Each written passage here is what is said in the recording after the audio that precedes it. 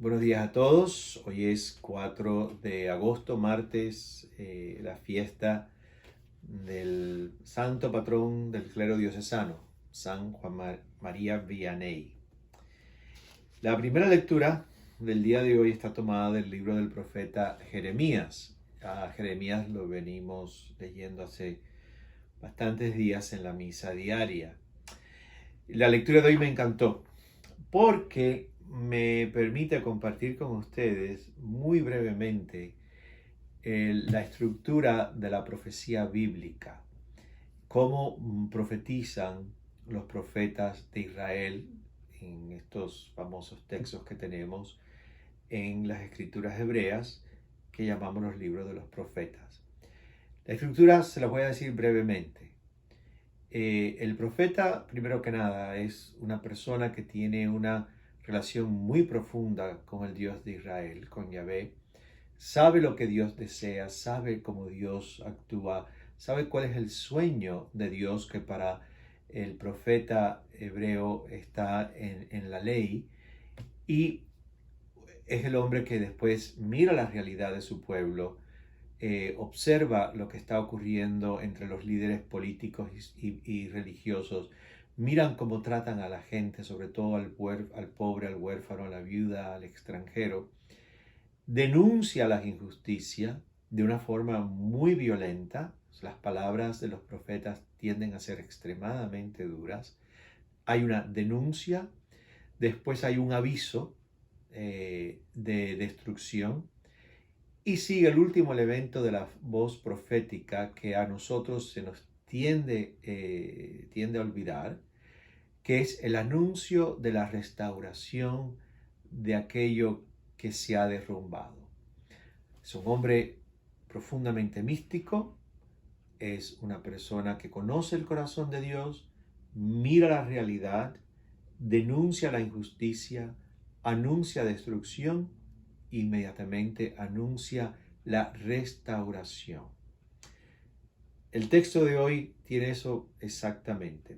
Primero que nada, comienza diciendo el texto que Dios, el Dios de Israel, le dice a Jeremías: escribe todas las palabras que te he dicho. El profeta, antes que nada, es una persona de una profundísima escucha también de lo que Dios va haciendo en su interior.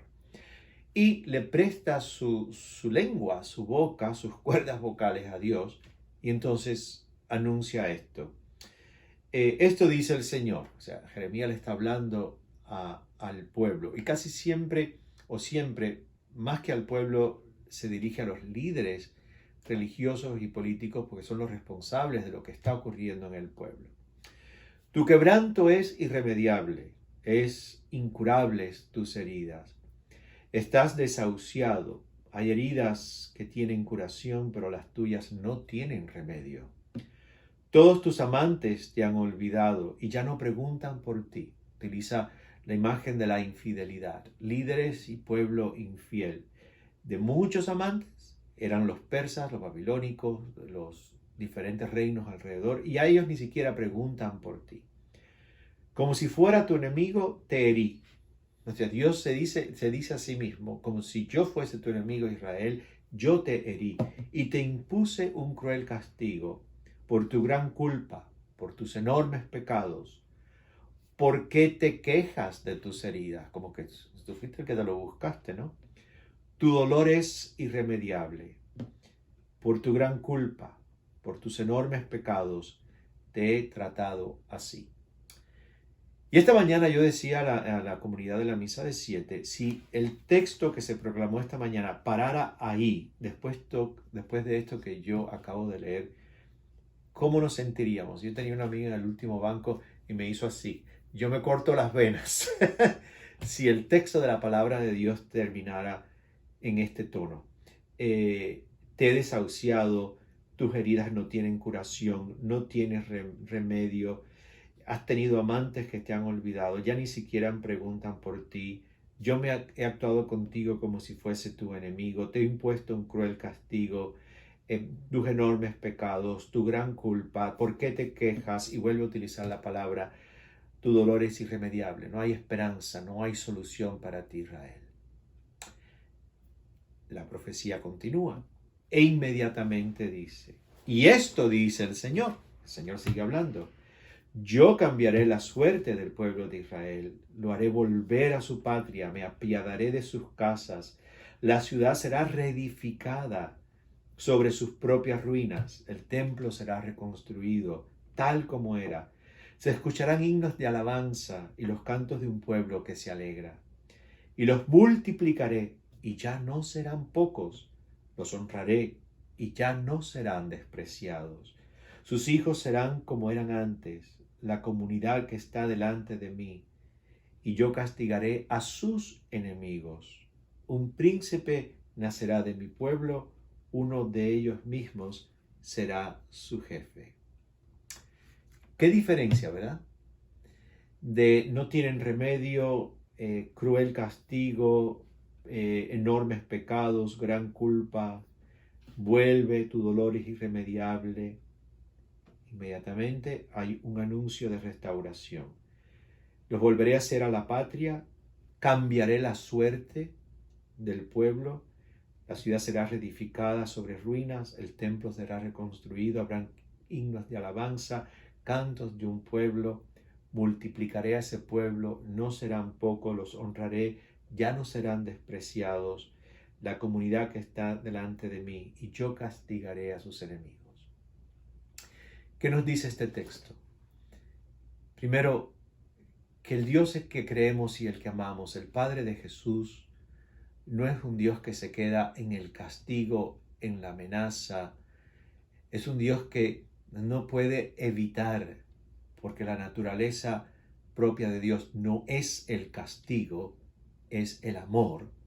No puede quedarse a nivel del castigo y de las acusaciones y de palabras tan espantosas como que no tienes remedio y tú no tienes cura.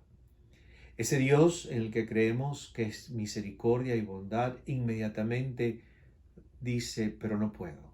Te restauraré, himnos de alabanza, himnos de canto, me apiadaré de tu casa, volverán a reedificar sus vidas. Es el Dios que es un Dios de profundísima esperanza y fidelidad. Es un Dios que realmente quiere sanar. Aunque en ese momento de frustración, por así decirlo, Dios dice, tú no tienes remedio, inmediatamente dice, yo voy a cambiar tu suerte. No lo puede evitar. Así es la naturaleza de Dios. Y segundo, y muy importante, sobre todo en estos momentos, toda profecía auténtica, ya que esto es el modelo de la profecía bíblica, tiene que terminar siempre con un tono de esperanza y con un mensaje de restauración y de misericordia. Por alguna razón que yo no entiendo todavía, en los últimos años en la misma Iglesia Católica han surgido una cantidad de voces y curiosamente abundan mucho las profetisas que profetizan y no tienen que ver nada con esto. Hablan de destrucción, de castigo, sobre todo en este momento, una teología, como me dijo alguien esta mañana, que no es teología católica, para nada. Quizás utilicen el lenguaje típico de la piedad católica, pero su contenido es profundamente fundamentalista, evangélico, que no tiene que ver nada con la tradición profunda católica, que siempre es tremendamente esperanzadora. La teología católica se caracteriza siempre por afirmar lo bondadoso, lo positivo que hay en el ser humano y defender siempre la gracia de un Dios que es infinitamente misericordioso. Yo le dije a la gente hoy en la misa de 7, cuando escuchen en sus grupos de oración, porque está en todas partes, en las parroquias colado, los diferentes grupos de las diferentes devociones, los diferentes grupos ministeriales, que dicen cada barbaridad y la gente se lo traga. No consultan, no usan la cabeza, no conocen, no se forman y le hacen caso a cualquiera que aparezca en el grupo y diga 4 tontadas que nada tienen que ver con la teología católica de siglos, con lo que nuestra iglesia y la doctrina bíblica hemos vivido y enseñado por siglos. Salgan corriendo de cualquier persona que por mucho que diga que tiene una visión, que le dijo la Virgen, que le dijo un ángel, que le dijo un santo, que le dijo no sé quién, salgan corriendo si el mensaje no termina en la esperanza y la redención. Somos cristianos y creemos que toda profecía bíblica se hace realidad en la persona de Jesús. La resurrección no es otra cosa que la afirmación que la muerte, la injusticia, la oscuridad, lo tenebroso, lo terrible, lo desesperante, no tuvieron la última palabra. El que hoy en la Iglesia Católica crea que esto es el fin del mundo y que estamos viviendo los momentos más terribles, dos cosas: ni conoce la historia y segundo, no conoce la teología católica. Le ha hecho caso a otro tonta que anda por ahí, pero no ha escuchado la voz de la Iglesia ni la voz de la tradición bíblica, que las dos van juntas en la Iglesia Católica. Nuestra afirmación siempre es esto: Dios podrá estar muy enojado, aparentemente no tendremos remedio, aparentemente nuestra culpa es enorme, aparentemente Dios nos está castigando, te herí, dice el texto. Escuchen la segunda parte: pero yo cambiaré tu suerte, yo te restauraré, yo te reconstruiré, yo te llenaré el corazón de himnos de alabanza y de gozo.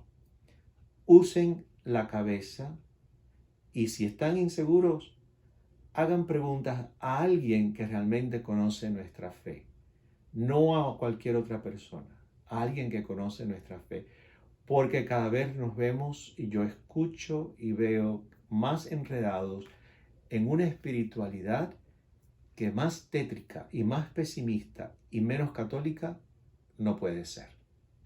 Así que escucha este texto de Jeremías, léetelo, disfrútalo, gózalo, contémplalo, óralo, porque termina con una esperanza enorme. El último renglón, el último versículo que yo no leí dice: y ustedes serán mi pueblo y yo seré su Dios. Buenos días a todos.